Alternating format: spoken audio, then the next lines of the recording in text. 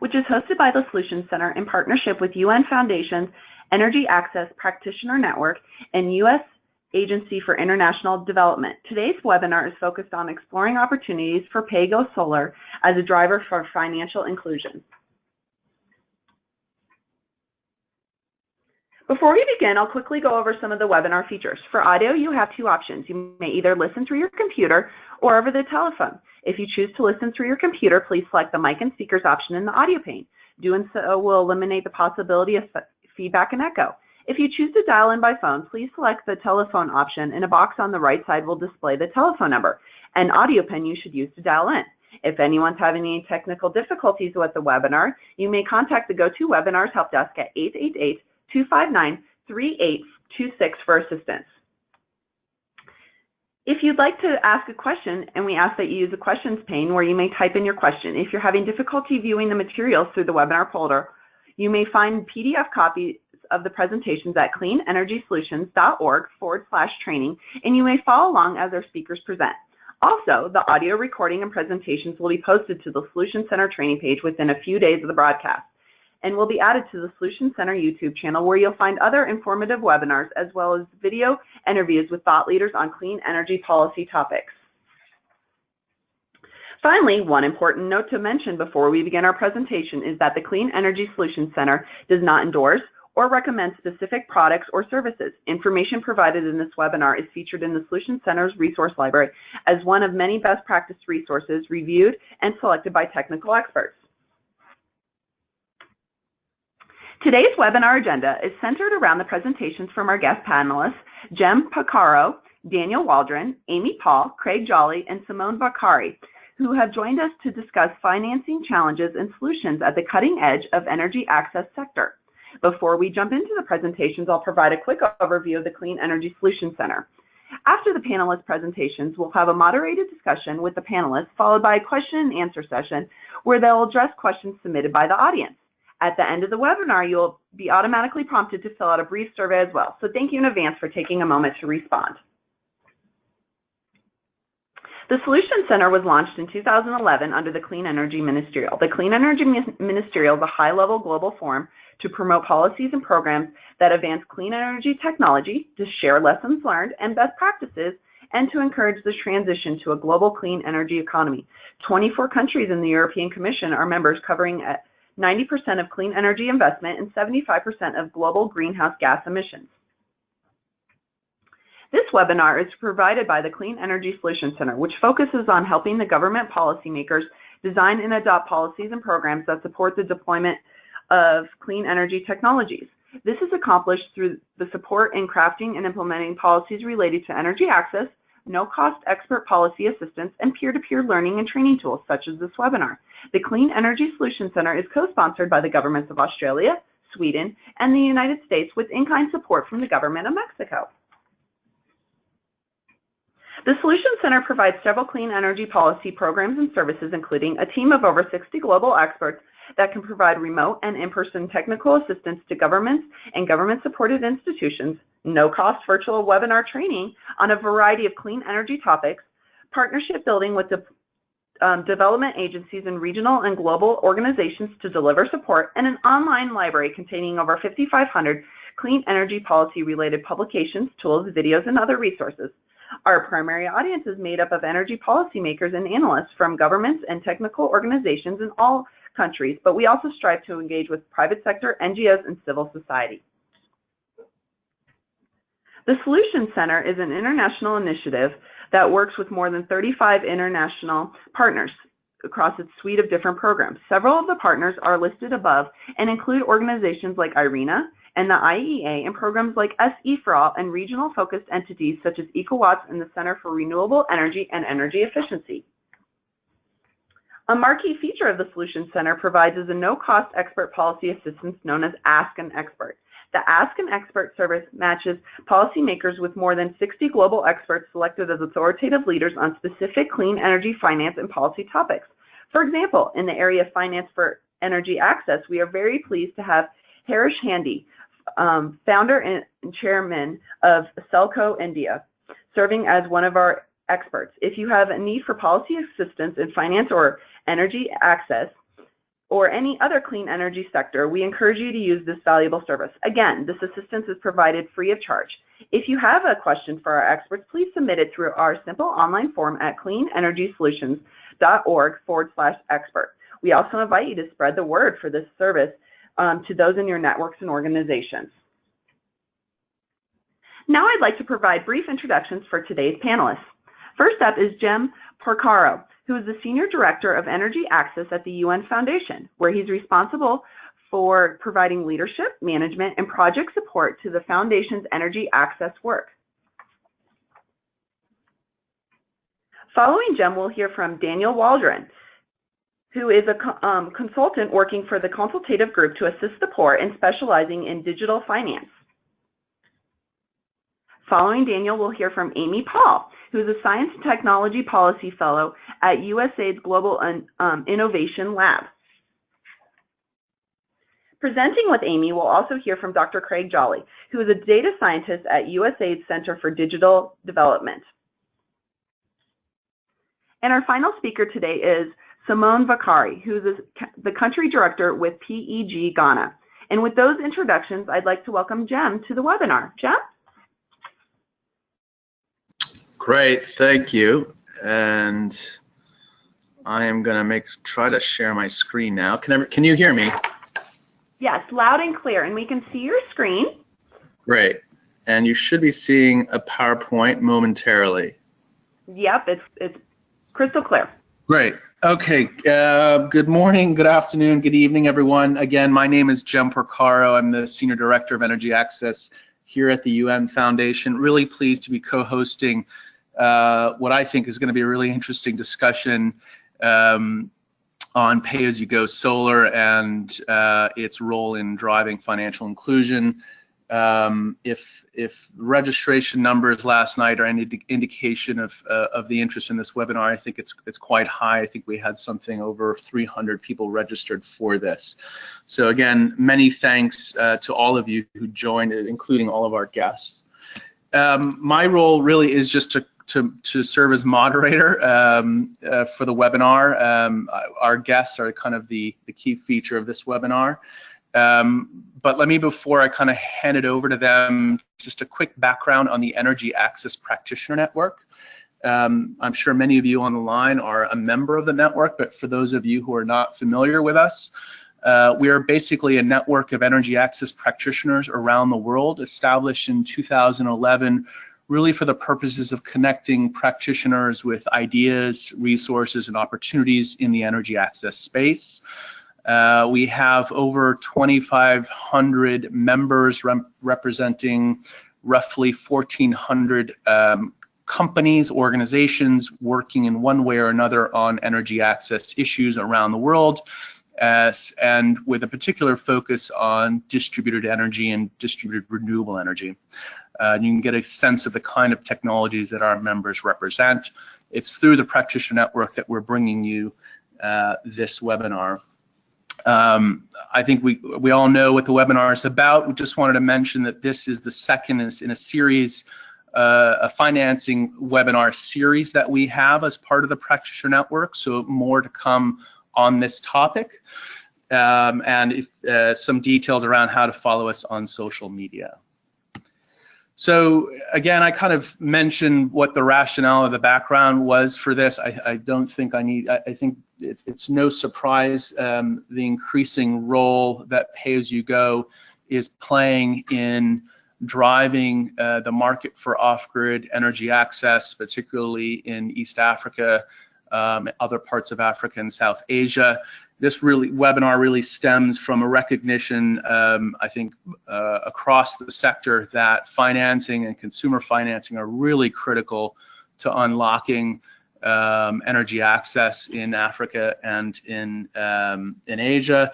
This is reflected in some recent survey results that the Practitioner Network conducted last year as part of our annual survey, where basically access to finance and access to finance for customers were really ranked at the top of a set of barriers that both industry and investors ranked as part of,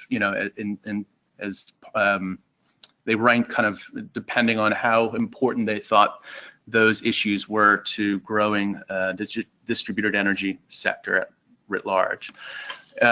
We also found, again, not surprisingly, and as many of you know, that one-time cash payments are still dominating this sector, with pay-as-you-go growing rapidly, but rapidly in only certain parts of low and middle income countries. And then lastly, kind of again, just reinforcing the point that upfront costs remain one of the biggest barriers amongst households in the adoption of distributed energy products. So with that kind of market intelligence and other market intelligence that we know exists out there, we wanted to really pay particular attention to this topic of pay-as-you-go and its role in driving financial inclusion. So that's just a little bit of background. Again, I'm kind of just moderating this. I will tee up some questions at the end, but at this point, I want to hand things over to Daniel from CGAP, who's going to provide a little bit of background scene setting for pay-as-you-go, and then after Daniel, Amy and Craig from USAID Global Development Lab are going to discuss a new rapid assessment framework for pay-as-you-go solar and mobile money adoption, which should be very interesting. And then last but not least, Simone from PAYG Ghana is going to provide kind of a practitioner perspective to round things out. So with that, and I think all of our speakers have roughly about 15 minutes. I encourage everyone to kind of try to stick to that, because we really want to allow enough time for the discussion at the end of the webinar. So with that, I'm going to hand it over to Daniel. Thank you, Jim. Really appreciate it, and hello, everybody. Happy to be here today. So as said repeatedly, my name is Daniel Waldron. I work on the Digital Finance Plus work stream for CGAP, the consultative group to assist the poor. Hopefully the presentation is showing all right there. It looks great, Daniel. Jim, thank you. Fantastic. So Jim really kind of answered, I think, the top question here. So I won't linger too long on this, but I always ask to begin with, what problem does something solve? So in this case, pay-as-you-go really exists to solve a particular problem in energy access, which you have IEA estimating about 25% of the energy access gap of that 1.2 billion would be most cost-effectively electrified using distributed energy. So those are the approximately 50 million rural households who live in sparsely populated areas where grid extension and microgrids are probably going to be loss makers for the foreseeable future. And so the good news is that distributed energy is simple, right? You make a sale, you get a kit to a house, you do some installation, but in almost no time you've achieved tier 1 to 2 access. The bad news is that Jem said, the cost is still far too high. These are rural households in remote areas, incomes are low, and so the upfront cost for energy access is simply too expensive for the people to purchase outright. So obviously, we want to be financing solar home systems. We want to see more consumer credit here. This is not a new idea. I believe I could get a loan in India for a solar home system in the mid-'80s.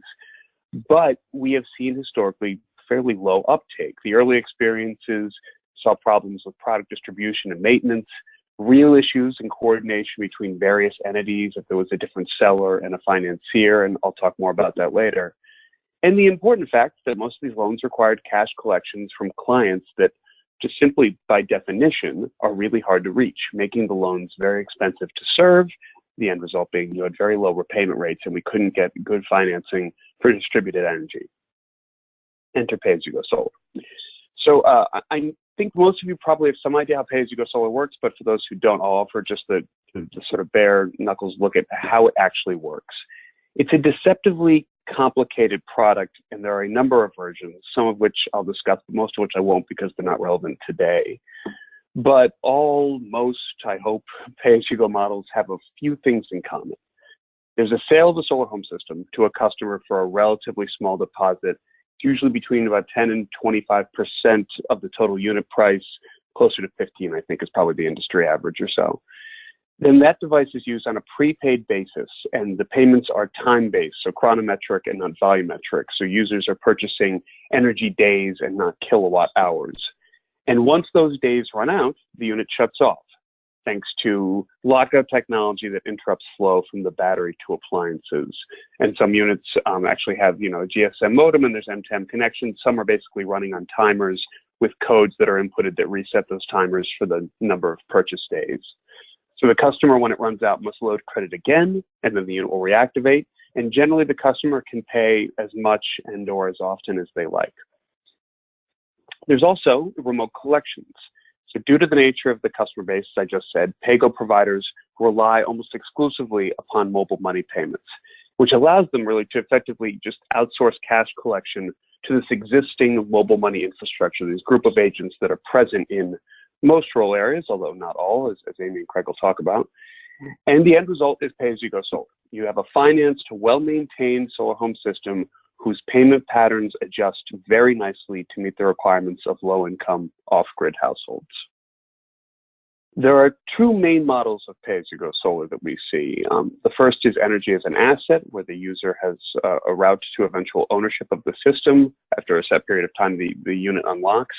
And the second is energy as a service, where you have a provider distributing as many systems as they can for a lower cost, and then managing them as sort of a distributed utility. We have seen thus far that over 80% of pay-as-you-go sales have come via the consumer financing energy as an asset model, wherein the customer pays usually 12 to 36 months and the loans, and then owns the unit at the end of that period. So this is the MCOPA, PAYG, Phoenix, Mobisil model. Those are a number of providers. It's worth noting that most of those providers offer greater or lesser degrees of flexibility in that repayment, but they all offer some. So the 12-month loans are very often paid back in 13 to 14 months. And there's no compound interest, and there are no arrears in this loan model. So if I don't pay Monday or Tuesday, my unit sits dark, my household is in darkness, but I can then make a payment on Wednesday morning for a single day, and my lights come on immediately. I don't need to clear my past arrears, and there's no compound interest, so I don't suddenly owe more because I didn't pay for a period of time. I've basically agreed to buy 365 days of energy if it's a 12-month plan, and I can buy those 365 days over a longer period than 12 months without incurring an additional cost. This is a really powerful financing model. It's very intuitive, and we've seen people react to it very well. It does raise issues on the back end in terms of getting sort of the wholesale that you need to finance it, but we can talk about that a little bit more later. And I think overall we see it as being a real success. The energy as a service model is fallen more out of use in the last year or two for a number of reasons. A distributed utility model is close to what it is, but not exactly. Providers generally mandate some level of purchase, so buying 80% of the days. And we just see, I think, general declining rates of payment over time for it, but happy to talk more about that later. So how big is pay-as-you-go solar? Current estimates, I'm going off of Bloomberg and just some personal estimates of various providers, put us at about 1.2 million sort of sales or installations, mostly since 2011. That's approximately 6 million people who have been able to access modern lighting and charging. Pay-as-you-go providers are unique in a number of ways. So they've largely designed their own hardware and software. They manage their own sales, distribution, underwriting, financing, servicing, and maintenance, all that internally. That's not true for everybody. PAYG, in fact, who we'll hear from later, have actually licensed their hardware and their software. But for most of the big providers, this is true. And that vertical integration does provide a number of challenges, certainly, and we can talk about those, but also provides a really strong customer-facing product that really integrates well, servicing, financing, all in one package where the customer is a single point of contact. These companies have attracted a sizable amount of equity and increasingly debt from Western investors with well over 500 million in total commitments. And I expect that to go pretty significantly before the end of the year. And we've seen them in a recent GSMA report that in September of 2016, Pay-as-you-go Solar attracted 1.6 million monthly mobile money transactions. So they're providing a real use case there, which I'll talk about in just a second. So I come from the Consultative Group to Assist the Poor, which is a research center focused on financial inclusion that sits within the World Bank. I work on an initiative called Digital Finance Plus, and we look at how digital finance, usually mobile money, can help to address real-world development challenges. I focus on energy access. So pay-as-you-go is the most powerful example of this thus far. And we see them as doing two things to really drive digital finance uptake in this kind of virtuous circle. So one, they offer a tangible use case. that this motivates people to sign up for and start using mobile wallets. We see a lot of signups that remain inactive. We don't see that as much with pay-as-you-go. Somewhere between 15 to 30% of PAYG customers, depending on the market, are brand new to mobile money. In Uganda, Phoenix International reported that over 90% of their customers had never made a bill payment before they acquired PAYG. And second, the regular payment activity coming from PAYG clients can really help to improve the business case for mobile money providers. So research that I was able to manage together with PEG in Ghana indicated that PEG users on a given mobile money platform were generating over twice as much revenue per user than an average customer. And this was not just bill pay fees. They also cashed in and out more frequently. They made more P2P transfers and just generally were overall more active clients. We've heard that similar internal assessments from mobile money providers have seen similar results, and GSMA is launching a larger work stream here. But we're confident in saying that these are really good mobile money clients, and that providers like this really are able to drive uptake in a way that just general growth at a higher growth rate than you would generally see in a mobile money deployment. But the potential actually goes quite a bit deeper than just digital finance. Digital finance is just a means to an end, right? But at the end of a PAYG loan, there are 3 assets in place which make an ongoing financial relationship possible, and a relationship that really leads to tangible results for the customer. So the first asset is a remotely securable piece of collateral. So if a customer now owns the unit, they can choose to refinance it in order to secure additional loans. The second is the rich payment history from the last 12 to 36 months of payment and usage history, which the provider can use to customize additional product offerings. They can choose to finance a stove, a television, a smartphone, all the sort of assets that a customer would have difficulty acquiring if they had to pay cash up front. And lastly, there is this established digital payment channel, which enables the customer to apply for and repay any additional loan or other financial product at very low cost to the provider. And so this is all coming together to create a new type of asset-led financial inclusion that produces more asset financing, consumer financing for assets that people really value. Now, this could mean more education financing, as we've seen Uganda with Phoenix.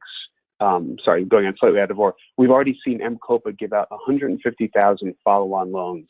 That's on about 550,000 solar home systems distributed. That's 150,000 additional loans given to customers who repaid, on time or within the sort of parameters set up.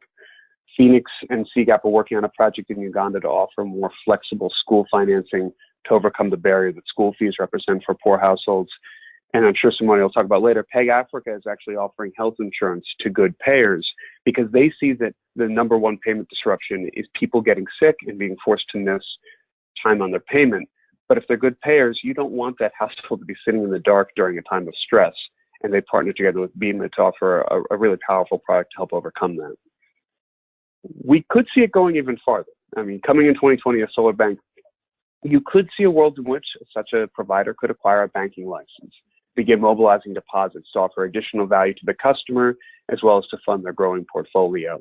And we at CGAP see certain parallels to how the retail banking sector has developed in Latin America, where you had people selling durable goods that were suddenly able to mobilize deposits, and it transformed their businesses and offered really powerful consumer financing and consumer financial services to the base of the pyramid. So that's all of the good stuff.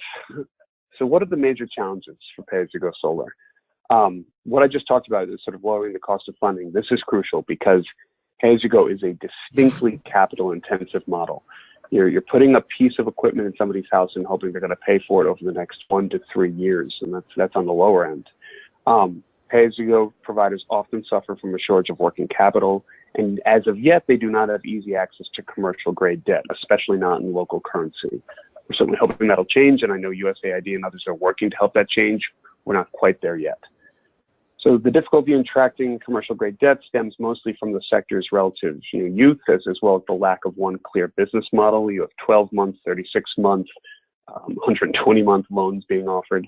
And calculating portfolio health is very difficult given the flexibility I just described, as is underwriting sort of zero-file customers who have really no credit history at all. So that's sort of the largest kind of barrier we see to extension. But there's also the nature of the loans. So we at CGAP tend to view these as consumption loans.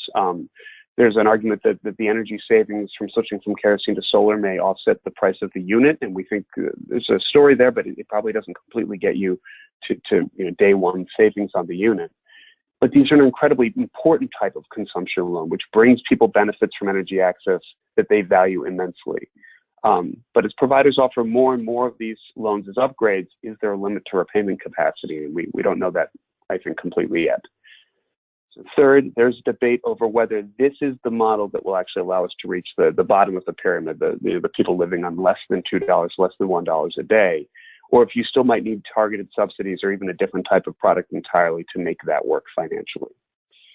And lastly, and then what I'm really excited to hear Amy and Craig talk about today, over 90% of the sales in pay-as-you-go have been in just 4 markets: so Kenya, Tanzania, Uganda, and Rwanda, despite the phenomenal work that PAYG has done in Ghana and Cote d'Ivoire. There's exciting potential in West Africa. There's huge potential in markets that are beginning to open up in Ethiopia and Nigeria. But there are many factors that go into a successful pay-as-you-go market, and not all of those are in place everywhere we would want them to be just yet. So, acknowledging that this is still the beginning of this story and much work remains to be done, we remain quite optimistic and incredibly impressed at the success providers have seen thus far. With that, I'll turn it back over to Jem, and thank you for the opportunity. Daniel, thank you very much for that. I think that was a really good overview of PAYGO. I think it sets the scene quite nicely for Amy and Craig to talk about their rapid assessment framework for PAYGO solar and mobile money adoption. I certainly have a couple of questions, but I'm going to reserve all of my questions until the end so that we can hear from everybody. But thank you again, Daniel, and I'm going to hand it over now to Amy and Craig. Hi. So can you hear me all right? We can. And hopefully you're seeing a slide from US Global Development Lab with a great picture on the front. We do. Great. So Craig and I both work here in the Global Development Lab in something called the Center for Digital Development. And one of the core focuses of our center is expanding access to digital financial services and supporting financial inclusion.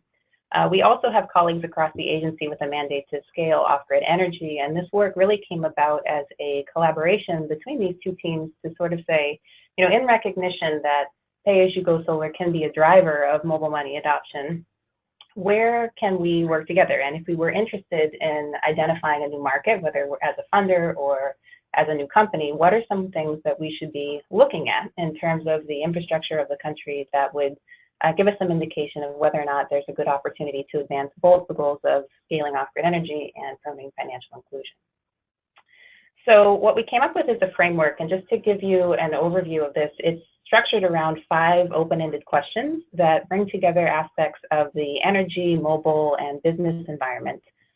Each question is associated with multiple possible indicators or distinct measurements that you could look at. And we've also identified several data sources that you could use to answer these questions. So what we're going to do is run through the framework, each of the questions, and then once we go through that, we'll apply it to a sample of sub-Saharan African countries so you can see the kind of results that it will give you. Just a quick caveat that the assessment here is, again, meant to be sort of a rapid overview to start discussion. There's always more data that you might want or could do, and we can talk about that more later, but this is just meant to give you sort of an initial overview of a new market. So the first question is, how broad is rural mobile coverage? There's lots of different business models that pay-as-you-go solar companies can use, but if you really want to drive financial inclusion and mobile money adoption, you need to have mobile signal. The second question looks at how much of the country is unelectrified. So we're not just interested in where there's mobile coverage, but given that pay-as-you-go solar is primarily going to be of interest to those who are off the grid, and then secondarily as a backup for those with unreliable grid access, we're interested in looking at what is that electrification infrastructure in the country. The third question looks at the mobile money infrastructure. So again, the idea is that adopting a mobile money repayment option is going to be a lot easier if there is some existing infrastructure in the country. Are there mobile money providers? Are there agent networks? Do clients have any familiarity or experience with sending money using mobile phones? The fourth question looks at how affordable is home solar for target populations. So off-grid households are likely to be low income. Fuel subsidies present in many countries can make it harder for solar energy to compete. And so we have a couple indicators looking at this aspect of the market. And finally, we have several indicators related to doing business. As Daniel laid out, pay-as-you-go solar companies have some very unique business needs, high initial capital. They're often importing the hardware for their systems. And there's a reliance on local human capacity. It's a very service-oriented type of company. So we're going to dive into this framework with some actual countries and data and show you what some of the results are. And I'm going to turn it over to Craig to walk through the first part of this framework. Hi, so as Amy mentioned, this first question is how broad is rural mobile coverage? And we phrased this question in a way that was sort of intentionally vague because there are several different ways of measuring that, which we associate with different data sources. And I'll walk through what a couple of those might look like. The first one is really kind of a geographic perspective where we're thinking about household surveys where people are going around and asking whether people have a mobile phone in their household, and we want to know in which countries do in which countries do the majority of people in rural areas say that they have mobile phones. And so we were drawing data from the demographic and health surveys, and we looked specifically at rural areas and asked at which rural sampling sites more than 50% of the population says that they have a phone in their home. And you see there's quite a bit of variation here, ranging from places like Senegal and Ghana, where it seems there's very, very broad mobile ownership in rural areas, to places like Malawi and Liberia, where it seems like there's a lot of rural areas where most people don't have a phone, which would lead us to think that maybe there just isn't enough signal there for it to be worth it to have a phone. Another way to think about mobile coverage is to look at mobile adoption. And so GSMA measures things a little bit differently. They ask about the number of unique subscriptions in a country. So this is well capable of going above 100% of the population, but you can see that all of these countries we're looking at have seen dramatic growth in the last several years, but not all at the same time or at the same rate necessarily. And then it's also possible to get data from mobile network operators where they are self-reporting on where they think that they have mobile coverage. And so you see examples from Kenya and Zambia here, where you're seeing a lot of 3G in large urban centers and then 2G in populated areas outside those, and then nothing in a lot of other places. So the second question is also to some extent a geographical one, looking at how much of the country is unelectrified. And our go-to tool here has been going back to looking at these household surveys where households are asked not only whether they own a mobile phone, but also whether they have electricity. And so based on the answers to those two questions, we can separate the population into essentially 4 different groups. And the group that we're most interested in is this section on the left here, where you have mobile owners who do not have access to electricity. And so here, comparing a set of sub-Saharan African countries, we see quite a bit of variation here as well. This time, Liberia comes out on top as having a lot of people who have phones but don't apparently have access to electricity, as opposed to markets like Nigeria or Ghana, where at least nominal electricity access rates are a lot higher, and that segment of the population that has a mobile but does not have electricity is a bit narrower. This is another way of visualizing the same sort of information, and this time we're laying it out geographically. There's a lot going on in this map. The first thing to look at is this shading from blue to red to purple, where the blue is areas of high mobile ownership, the red is areas of high population density, and then of course the purple areas have both. And you see a lot of mobile coverage virtually everywhere in Uganda except in the northeast. And then the yellow crosshatched area there is the area where, according to a model, we're seeing a higher than 50% rate of electricity access. And so that's really restricted to the urban area around Kampala there. So from this type of analysis, you can get a sense of not only how many people have mobile phones but not electricity, but also where they're living. So the third set of indicators was thinking about the strength of the mobile money infrastructure. And again, there's a variety of ways to measure that. We're drawing from a few different sources. The most basic one is looking at mobile money account ownership. And so what we're seeing here is a scatter plot. On the x-axis is the rate of reported mobile money account ownership, and this is coming from the World Bank's Global Findex survey. On the y-axis, we've got the UN Human Development Index, just as a way of spreading these points out a little bit. The red points are countries in sub-Saharan Africa, and the blue points, which are not labeled, are countries in the rest of the world, essentially. And so you see Kenya obviously leading the pack way out in front, and a lot of these countries that were mentioned as the early leaders in PAYG solar, places like Tanzania, Uganda, Rwanda, are also in this area of having much higher than typical rates of mobile money ownership. But you see a few other countries there as well where there might be potential to be growing PAYG in the future based on high current rates of mobile money usage.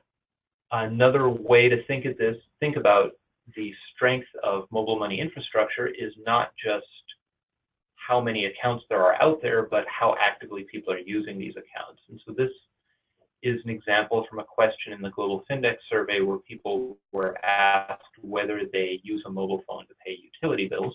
And these results are sort of proportional to what we saw before, where you've got higher rates in Kenya, Uganda, Tanzania, Rwanda sort of filling in that middle area. You can also, for an individual country, break things down according to what people use their mobile money accounts for. So in most places, the dominant usages are for sending and receiving money. Things like school fees or utility bills are being done by a much smaller fraction of the population. The other thing that's interesting here is when we started doing this, we naively expected rural areas to be lagging far behind the rest of the country in mobile money usage. In a lot of places, in Uganda especially, that really seems not to be the case, that rural areas are mostly keeping up with the urban areas as far as most measures of mobile money usage. So another key component to mobile money infrastructure is the mobile agent network. So this is data from the Mixed Inclusion Lab, looking in particular at Tanzania, where you see a distribution of mobile money agents around the country and a sense of in which district those mobile money agents are operating. It's also possible to normalize this by population density so that we're getting a sense of what the supply-demand ratio is in some sense. Assuming that demand is proportional to the number of people, how does the number of mobile money agents compare with the overall number of people in a district? And I'll turn it back over to Amy for the last two. Yeah, so picking up at question 4, we're looking at the affordability of home solar to target populations, and again, a couple different ways to go about looking at this.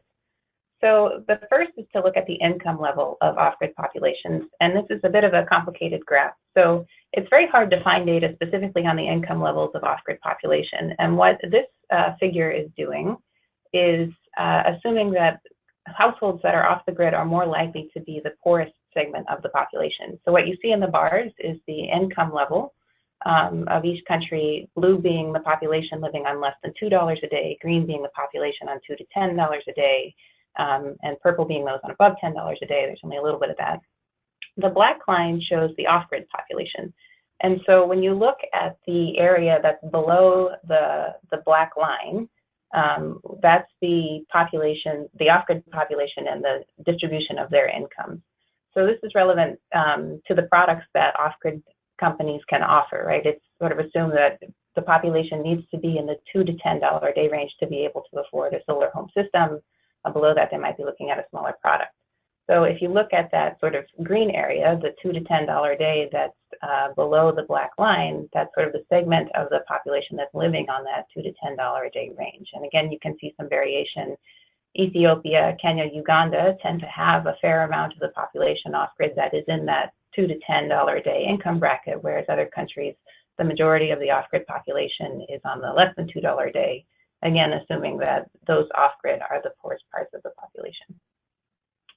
Another way to look at this is just what are households currently spending on energy. So from the UNEP Enlightened Initiative's country lighting assessments, there's data available on average expenditure on energy alternatives. It breaks it down by kerosene, candles, and batteries. And again, you can see a range in Ghana of a bit higher current expenditure on energy alternatives to, about 35 cents a day to about 10 cents lower in Ethiopia. And then finally, we can also look at subsidies. It's also, there's some information from the International Energy Agency looking at whether there are fuel subsidies. Mostly this is not the case now for sub-Saharan African countries. You can see a few here that had fuel subsidies as of 2015. But again, it's also important to note that even though there may be a formal policy around fuel subsidies, that doesn't necessarily reflect what people are paying on the ground. And when we get to hear from PAYG later, we'll get a better sense of how much these sort of high-level indicators match up with what people actually experience.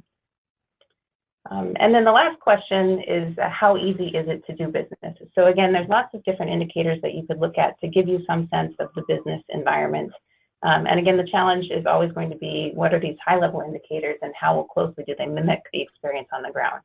But we pulled a few out from the World Bank's Doing Business Index. So again, this is just an index score that combines 10 different indicators on doing business and ranks countries relative to each other. So if you look at that score, Rwanda was on the top of this sampling of countries in terms of just a general index score of doing business. You can also break it down and look at specific indicators within that index. So one you might look at is the time and cost to import goods, right? If you're importing equipment, you can see here quite a range in the time that it takes to clear things across borders, it being quicker in Uganda than in Tanzania, although that doesn't seem to have hurt some of the companies there. You could also look at the tax rate in terms of the percent of profits that companies are expected to pay, and again, seeing quite a range across different countries in sub-Saharan Africa. Another thing that you could look at is the Human Development Index. So this is one source looked at to try to get some sense of the workforce capacity in a country. There are, again, lots of variables you might look at: literacy, expected years of schooling, government expenditure on education. We've shown here the population over 25 with some secondary education, just to give a sense of what the local workforce capacity might be and how much training and investment a company might need to do to find be able to sustain a workforce for their service needs. So that was a really quick run through of our framework.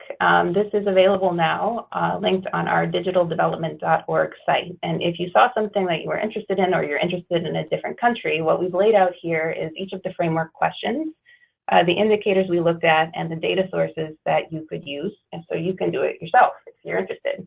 Most of the data sources that we used here and included in this presentation are publicly available. So we're hoping that that facilitates making it available to those who are interested.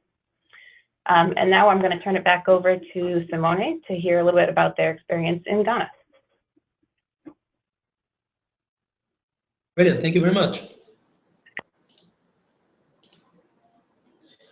Can you hear me? We can, Simone. Brilliant, thank you very much for hosting us. Very interesting webinar. And what I'll do now, I'll take you through the experience of PAYG Africa in Ghana and how actually some of those questions that you guys have been exploring to assess markets reflect on the ground. First of all, a bit of a background on PAYG Africa in Ghana. We started off 3 years ago doing pay-as-you-go solar here after a few pilots with some other solar systems. We have to date approximately 30,000 customers, and we have a team of about 160 full-time employees plus approximately 200 to 250 field-based agents. These are the agents who are going to the communities, bridging the last mile and selling to our customers. We have been selling so far both the M-Copa product and the D-Light solar home system, and we are just starting now with the solar TVs, which customers have been craving for in a while. We did something similar to what you guys have been taking us through in the previous slides about why should we go into Ghana compared to other countries in West Africa? And I think one of the key decisions that we took at the time was around how easy it was to do business in Ghana, and Ghana being a very stable country in West Africa. If you were to compare it a few years ago to the likes of Ivory Coast or Nigeria, Ghana has been always standing out as the hub within West Africa. Also, Ghana is quite a rich country from a BOP standpoint. So we do have a good volume of customers which are earning between the $2 to $10 a day that are off-grid or are having a very unreliable source of grid. The grid is very unreliable. And the cost of energy, as we saw in the slides before, actually, it's quite high. The subsidies that the government places on energy are quite low. So customers are really spending a lot of money buying kerosene, buying batteries, buying candles, and they've been looking for an alternative solution, and there was no proper alternative at the time. With respect to mobile money and mobile coverage, Ghana has quite a broad rural coverage with respect to most people have a mobile phone. Mobile money hasn't yet been adopted as much as in other countries, as the population is not really early adopters as you would have in some countries in East Africa, such as Kenya or Rwanda, for example. But pretty much everyone has a mobile phone. Everyone knows how to make a call. And so at the time, we believe that that was a very good indicator of potential uptake of our solar home systems.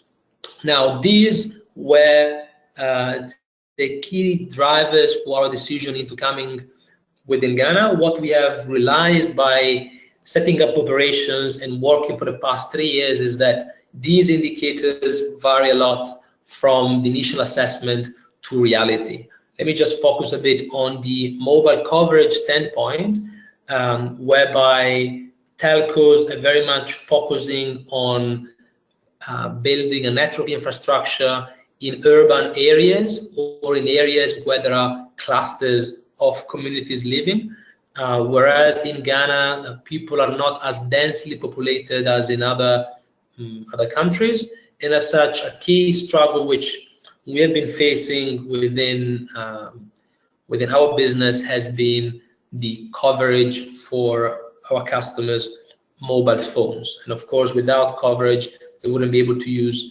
their phone for paying with mobile money, nor reaching us if they need any support. If we deep dive into that in particular, so we look at mobile money and the key challenges we've been having within that. Mobile money is our key enabler, as in we're not accepting customers to pay us by coming to our shop and paying with cash. We want to make sure that as a scalable business, we accept payments only coming via mobile money. Key challenges besides the network availability, which I briefly shared with you previously, other challenges were around customers' ability to use mobile money. What we are experiencing is that the majority of the off-grid, rural, and privileged customers that we are selling to actually had no exposure to mobile money. They had 70% of them had not been using mobile money before they came to PAYG. So we had to perform all of the education on them to be able to get them to accept and use this new tool, which is not as easy as it might look if you haven't been using your phone for anything else than making calls. Secondly, those customers which had been using mobile money only had been using it for making peer-to-peer payment transfers. So either to receive money or to send money. So what happens is that they are not comfortable actually navigating the menu to pay the bill. And bill could be our bill or could be bill of other companies. And since there is not such an ecosystem of mobile money in Ghana, actually most customers do not really have a need of using mobile money to pay any bill, leading them to actually only transfer money from urban to rural areas. And when we onboard them and ask them to pay us via mobile money, they struggle as the menu it's more complicated. Not only this, with respect to their ability of using mobile money, there's a key challenge with respect to the presence of mobile money agents in the rural areas. The telcos present in Ghana are very much focusing on the urban areas, and rural are not having as much of an attention because of the low transaction volumes that these agents would be generating. And as such, telcos are not really investing the infrastructure, the branding onto setting up those agents, and entrepreneurs which are setting up by themselves as agents actually are having a hard time to survive over time, because the commission structure which the telcos are having for urban or rural agents is the same. As you can imagine, the volume of transactions, if you are urban or rural, is drastically different, and rural agents are the one end of the day suffering, meaning our customers wouldn't be able to find as many, because the ones that are bold enough to set up operations would fail in a few months. And lastly, many of the agents that we find in rural areas do not have enough liquidity to manage all of our customers' payments. Our customers have to pay something similar to $12 per month, and when we have clusters of customers into a community, we're talking about 20, 30, 40 customers into a community, the agent wouldn't have enough liquidity to be able to pay all of those customers' bills, and he will need to use resources to go to the main town to cash in and cash out.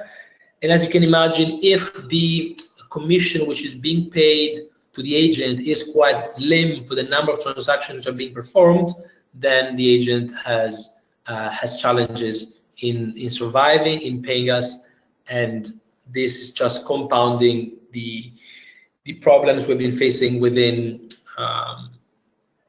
payments expected from customers. We have been trying to tackle those three pain points in a variety of ways. Initially, trying to find potential partners that could support us with respect to setting up agents and managing agents' liquidity.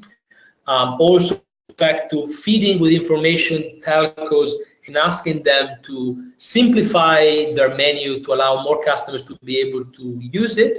But we haven't really received that much support from those parties which had other priorities compared to tackling the rural unprivileged off-grid customers that we have. And as such, we had to buckle up and tackle those challenges head-on by ourselves, trying to come up with innovative models, expanding our scope of operations, and trying to be also a super agent of mobile money, trying to create our own solutions for mobile money, because this was the only way we could accelerate adoption and use of mobile money from our customers. So as we can see here, three things which we have done are really revolving around simplicity. We need to make sure our customers have the simplest possible way of using mobile money. If that is the way we believe will allow us to scale faster and in a linear way. So focusing on simplicity, what we do now is we register all of our customers at point of sale to mobile money.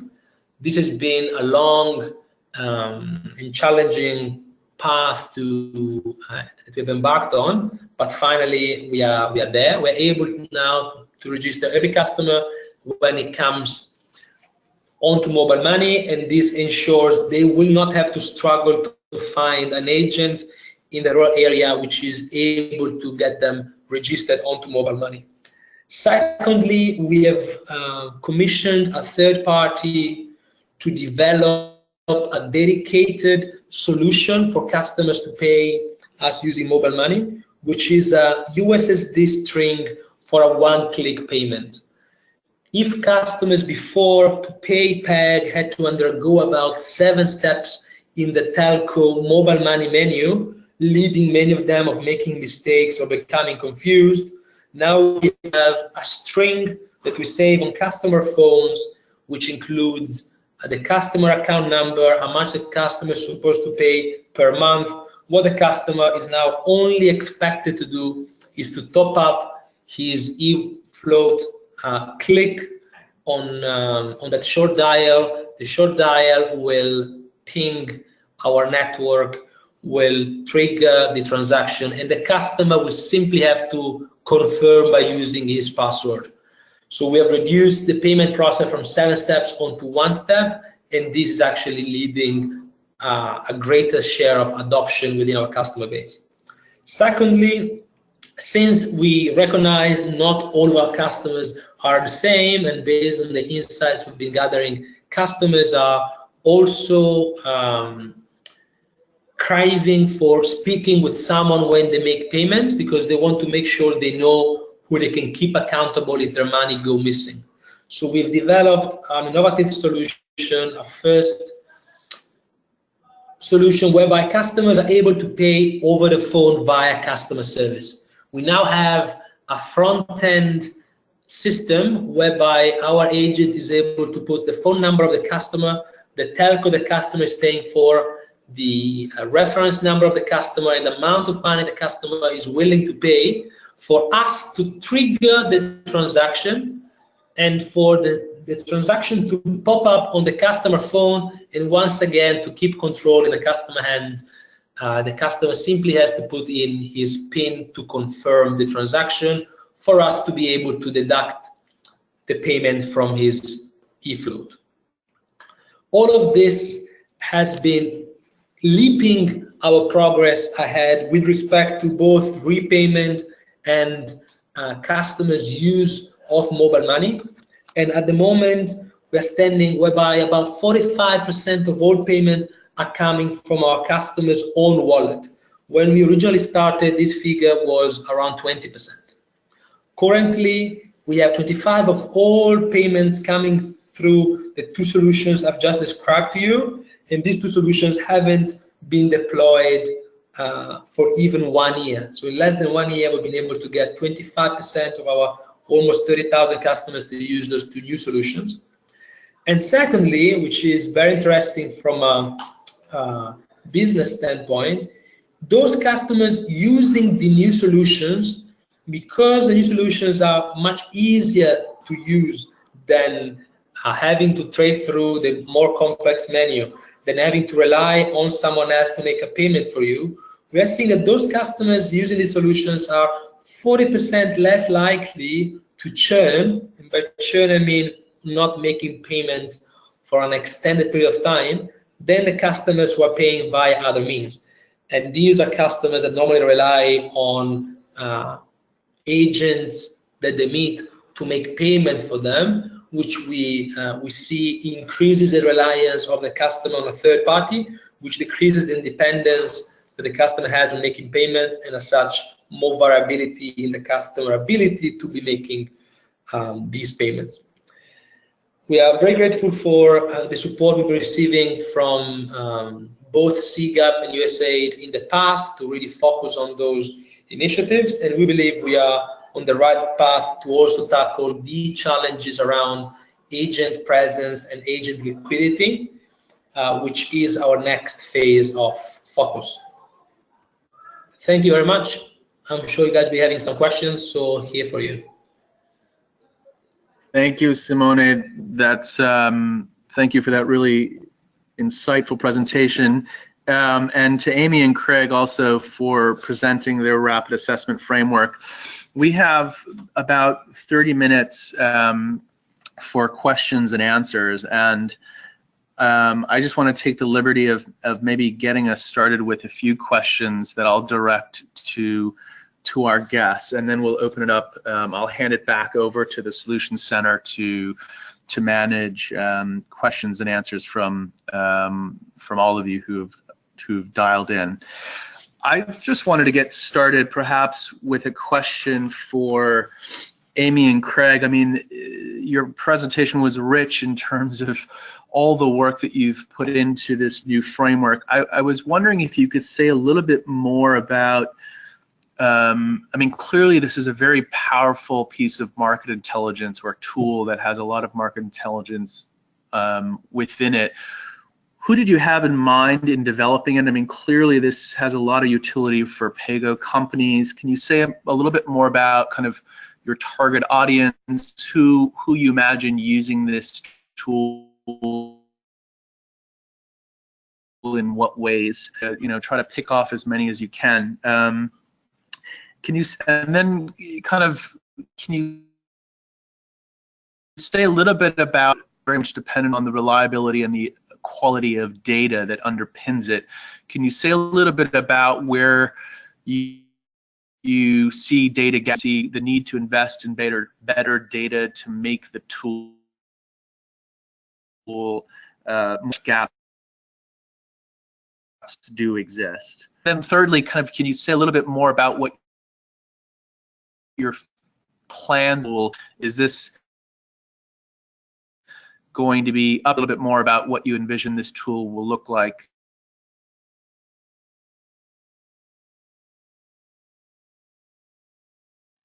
Ben, with additional thoughts. So the first one was really about audience for the tool, and we are kind of unique in our role here in terms of providing technical support within the center. So sort of there were sort of immediate and more longer term audiences. I think in the short term, it was sort of useful to an internal audience to start to look at, you know, if we were to invest in new places or want to look at new markets, you know, what makes sense in terms of our own internal work. But secondly, you know, because the information could be valuable to lots of different audiences, I think we really did want to make it something that people could use for a variety of purposes, whether that's a company, you know, that's interested in exploring a new market and maybe doesn't have the capacity to do formal market intelligence or fund that themselves, that they could look at something like this.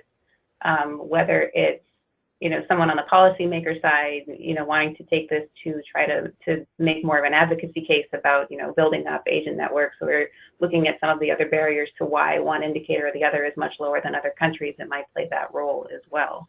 It's relatively new, and I think we're just excited to see where it goes. But that was sort of the background in the development of the tool.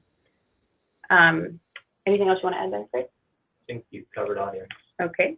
So I just, with respect to the utility of the tool, I think you really did hit it on the nose there, that it really depends on the quality of the data. And so one of the things that we tried to do is emphasize, and you'll see if you look at the framework that's online, is look at the data sources that we could find and sort of evaluate them with some of the advantages of what they show and what they don't. And I think, you know, one overarching, maybe it's not a gap, but just a weakness, is precisely this difference between what we can get in sort of aggregated data sets and what people actually experience on the ground, particularly with the, you know, affordability and the doing business indicators.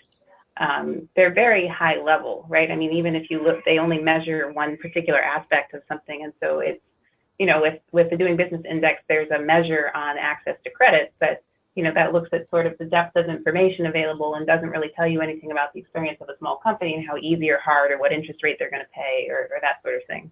So I think, you know, having ways to sort of tie these high level indicators to some on the ground experience is one place to maybe strengthen this, you know, whether that's getting feedback from providers or just making more data sets available that you can kind of check those. I think that's one. I think on a similar note to that sort of on the ground economic or business data, you know, for example, when we were measuring electricity access, it was based on one question on a survey where people were asked, do you have electricity? whether people have electricity or not is actually a lot more complicated than that in terms of how much they're paying for it, how reliable it is, how often they have to deal with blackouts, and that sort of thing. And so more nuanced data about both the quality of electricity service that people are getting and also the quality of mobile service that people are getting would be really useful. Again, we know about the number of mobile subscriptions in a country. We know about how many people are reporting that they have a mobile phone. What we know a lot less about is things like connection speeds and the quality of service that people get. Mm-hmm.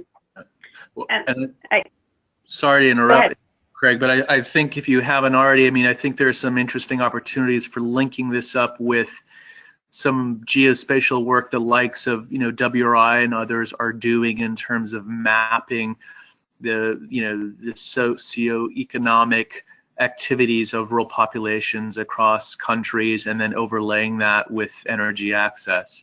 So I to your point, there's a lot of potential here to link up with other similar initiatives that could only enrich the underlying data. Yeah. And then in terms of updating the tool, you know, we really wanted this to be something that people could take and sort of use, you know, the parts of it that were relevant to them. So I think, you know, what's in the framework is really just walking through the questions and directing people to data sources. You know, we have applied it in ways to sort of test it out, and if people are interested in that, we can share that. But most of, I think the immediate use of this is really to try to make these data sources more available, to try to pull information together in a way that makes sense for pay-as-you-go solar companies, and hoping that, you know, as these data sources are updated, people can go back to them and, you know, make use of the more current data. Yeah. Okay. That's really helpful. Again, a really rich tool that we look forward to interacting more with. I wanted to kind of turn over to Daniel and ask you a question. You touched on kind of this issue around financial inclusion and this trend that we're seeing whereby PAYG companies are increasingly kind of evolving towards operating as non-banking financial institutions. And I was wondering, in your opinion, I know it's kind of hard to generalize, but generally speaking, do you think the PAYG companies that are beginning to kind of operate more as a financial institution are equipped to do so? And what I'm thinking about is in terms of their own capabilities to assess risk internally, and what kind of parallels, what lessons can we learn from the Latin American experience where, you know, companies that were focused on product design and delivery and service kind of did kind of go down, you know, the durable goods retail kind of example in Latin America. Just wanted to see if you could kind of expand on that, drill down a little bit more. Yeah, it's a really good question. And actually, CGAP is working on a paper with IFC, which will hopefully get into kind of exactly these questions. In answer to your question, and Simone may disagree with me, but most of these companies, as far as I'm aware of their origin stories, really came into being to solve energy access problems and are becoming financial institutions, maybe not by accident. I think all of them had some intention to do this, but the depth and degree to which they're providing financial services may have surprised even them. And there are a lot of issues in doing so that I think that the success there will determine the success of the model overall and determine which companies really come out on top. So one of the things I touched on in my presentation was the unique nature of the loans. This raises real issues when you're talking about liability management. So, you know, how are you raising capital for a 12-month loan that gets paid off in 14 months? How are you raising capital for a 3-year loan? I mean, that's just generally a product you don't see in the market. And so structuring your loan so that you can then raise the funds necessary for the working capital has been a real issue for some companies. Underwriting continues to be a particular issue, just given the nature of the client, as I think we've already discussed. And then assessing portfolio health and really monitoring that and being able to present it in a way that investors can understand. These are all real challenges. And GOGLA, the Global Off-Grid Lighting Association, and the World Bank have done some early work to try and come up with a standardized set of metrics so that investors can understand the space better, but also so that pay-as-you-go providers can really understand the quality of their portfolio a little bit better. That being said, yeah, I mean, the companies are really bringing in top data scientists, and I think are getting much, much stronger at evaluating the health of their own portfolios, and predicting the repayment capacity for borrowers on future loans. And so I think in that way, actually, MFIs and other banks in Africa could even learn a lot from PAYG providers, how they evaluate their own customers. To the question about the Latin American retail example, there's a lot of potential areas to learn. There's some differences, right? So a retail store in Latin America has a lot of foot traffic, and it's easy to drive sales. It's easy to drive the bank side of the business. But in the same way, you have a captive financial institution. And there we've seen those banks have now offer everything, motorcycle loans, mortgages, savings product, insurance products. How that did not come about quickly. That took years of lobbying to acquire a banking license. And any central bank and any national government is going to be very skeptical of this model initially, just due to the flexible nature of the loans, the difficulty in assessing it, and just I think the justified reservations we have around consumer financing more generally. And so the question is, how much will pay-as-you-go providers need to adapt versus how much central banks will be able to adapt, or do we not go down that route at all? And it eventually becomes, are you able to finance this exclusively using commercial debt from local banks? Will we see partnerships? Will we see MFIs that start building out their own distribution arms, as we started to see with Finca and with Microcred? That's a more long-term question, and I'm really excited to see how it turns out and to see how these MFIs that are getting into the space fare, because I think that might answer your question in an interesting way. No, that's a really good point. In the interest of time, I'm going to kind of turn over to Simone and ask Simone. It was really interesting to hear about. I don't know if pilot is the right word, but the kind of experimenting with new innovations around how to get users, or to kind of create a more user-friendly mobile money experience or interface. You mentioned kind of 3 tactics or strategies that resulted in some significant improvements. Wondering if you had a point of view on which of those 3 tactics perhaps had the highest kind of return on investment, if you will, or do you even know, between those 3, which would you focus or prioritize? Brilliant question. We always look at where to focus our efforts and energies, as there are many things we could do, and we need to make sure we are focusing on what would give us the greatest payback. We believe that making payments as simple as possible for customers has been really the golden nugget that we've been able to discover.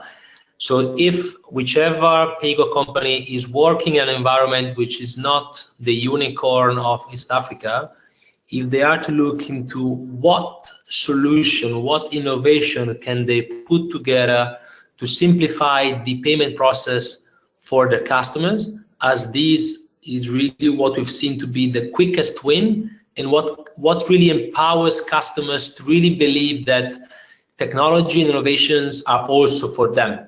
Otherwise, the perception bit is always that these guys are to be hand-holded for people to go and collect money from them and all of that. So definitely the USSD with the dedicated one-time click payment has been so far the greatest success, with the highest return on the investment we put into it.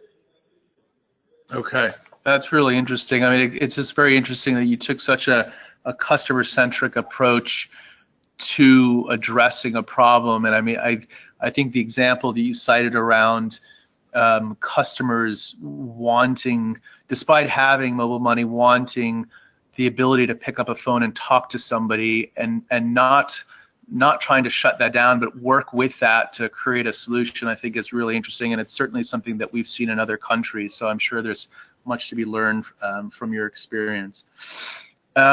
I think we have about 15 minutes left, and in the interest of getting all of you to ask questions, I'm going to now turn it over to the Solutions Center to moderate some additional questions from the audience. All right, thank you, Jem. And thank you to each of the panelists for those outstanding presentations. As we shift to the question and answer session, I'd like to remind our attendees to please submit the questions using the question pane at any time. We will also keep several links up on the screen throughout for a quick reference that will point to where you find information about upcoming and previously held webinars and how to take advantage of the Ask an Expert program. We've had some great questions from the audience that we'll be using the remaining time to answer and discuss, as Jem stated. The first question for the panelists is, can any of you share any experiences with PAYG solar in rural areas where there is no cell phone coverage?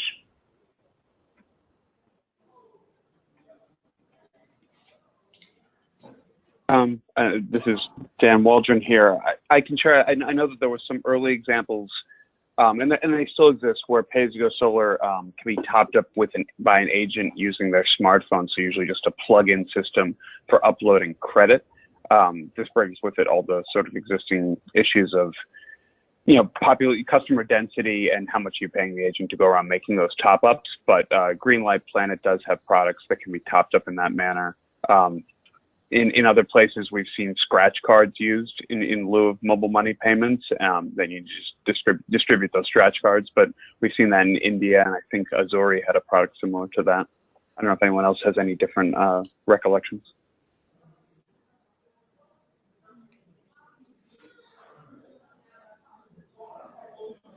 Anyone else? All right. Okay. Well, with that, thank you, Daniel, for answering that. The next question for the panelists are, with reports of fraudulent deals in mobile money, even in rural areas, are you aware of any steps being taken to prevent this? Or do you have any advice to avoid being taken in by fraudulent vendors?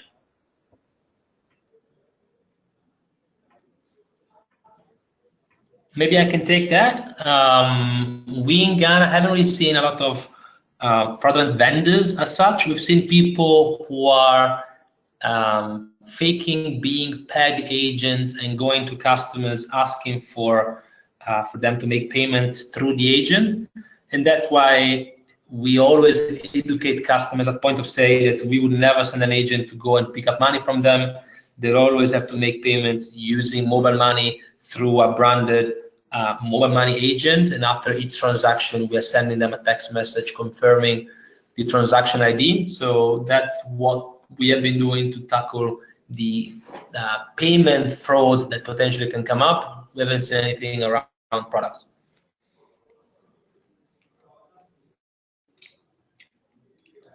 Okay, great. Does anyone else want to comment to that? Okay, very good. Our next question is, what has been the most effective methods for addressing extended non-payment across the sector? Do providers eventually charge late fees or demand return of the systems? And then also, if a system fails, do you pay a penalty to the client? How do you deal with that situation? Let me share my experience. What we do is we inform customers who are not paying, and normally they don't pay because they're having some financial issues. We simply ask them that if they are going to be unable to be making payment, if they return the asset back to us, we would give them back the deposit. So in this case, the customer is getting back some value that he has paid to us, and if he's having financial problems, that would be a good breath of air, and we will be getting back our solar home system, which would be used as a swap for any other customer who's having a system which is, for their case, malfunctioning. And of course, each system we retrieve goes through a quality assurance check. So that's what we've been doing to get customers who are not paying to return the device. There are definitely a lot of different strategies which can be used, and that really much depends on what is the intent of the company with respect to repayment. Are they looking at getting as many of the customers to pay back or them as soon as possible, or they're not really looking to a time for repayment? As long as the customer has a device, they expect them to be paying at some point, and as such, they don't push for the repossession. Yeah, I'll just second that. I think with the energy as a service companies, so Bbox and previously Off Grid Electric, they were really able, and Bbox still is really able to repossess and refurbish and redeploy quite quickly, but that's because they own the asset, and that needs to be a revenue producing asset for them. With the more consumer finance models, yeah, I mean, Simone, I think has summed it up quite well, and that's broadly, I think, what we see elsewhere, which is not a huge emphasis on repossessions, but working with the customer and seeing if they can get the unit back and give them their deposit. Okay, thank you. Our next question from the audience is, what are we learning about product quality and durability? What is being done to ensure both reasonable quality, and if the units fail for any reason, what are the steps to repair that?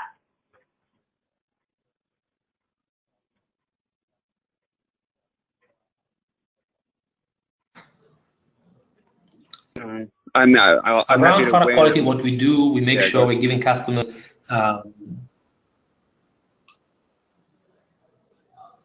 Daniel, want to go first? Brilliant. What I was saying is that we give customers a 2 years warranty on the solar home system, and since we sell pretty close to our service centers, customers can come back and receive assistance if the device is not working as expected. We normally are able to resolve issues as well remotely, given that the solar home system is giving us some codes, and each code equates to a particular troubleshooting procedure. But if the customer is not able to fix it by himself, he's always welcome back in our service center for us to support them. And honestly, we haven't had many issues with defect rate or anything like that that is impairing the goodwill on the customer against our product. And that's especially important because being a product customer is paying over time, if he's not happy with the quality, he will not be making the payments for as long as we expect them to pay, which would be detrimental for them and for us. So to us, customer experience is really at the forefront. Yeah, and just I'll second that. Having seen Simone's teams in action, they do a great job of addressing any technical issues because it's so crucial to the portfolio. In the question of quality assurance, I mean, Lighting Global is really doing the bulk of the work there in certifying these off-grid products and trying to improve the market quality because, yeah, for so many years the market and still is flooded with cheap products that will break quickly and will reliably not work. So I think we're getting better, and I think most of the providers recognize that service is king. So it's a crucial issue.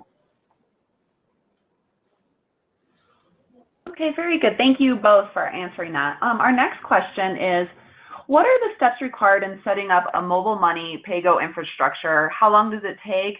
And what are the challenges that you face? So it took well over 1 year to get the ability of registering customers through all of the 4 telcos remotely.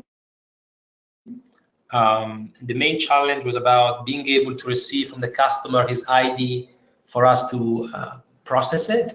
Now we've been able to start a process, and we have relationships with the telcos which have enabled us to perform this. So honestly, there are no big challenges, and that's the first pillar with respect to ensuring our customers are able to pay using mobile money. Previously, the big challenge we were facing was agents were charging customers to get registered on mobile money, and of course many customers were not happy of having to pay additional fees to get mobile money because that was the only way of paying us. So now, having overcome the challenge, there are no other hurdles with respect to the registration. There are a bunch of other ones, but not specific to this.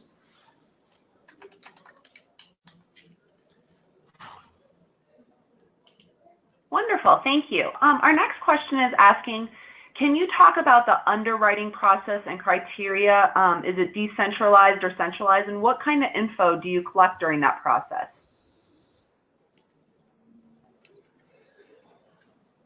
We collect from customers a variety of information. We do have a gateway scorecard which allows us to understand the propensity of default of a customer, and this has been developed through our years of operations by capturing demographic data from customers, understanding what is their profession, seeing how many kids they have and all of that. So this is done remotely, and we have a validation done at the call center at point of activation, since every device gets activated only after our head office speaks with the customer and takes him through some sort of quiz in which we ensure the information we have are correct, and we validate the output from our scorecard.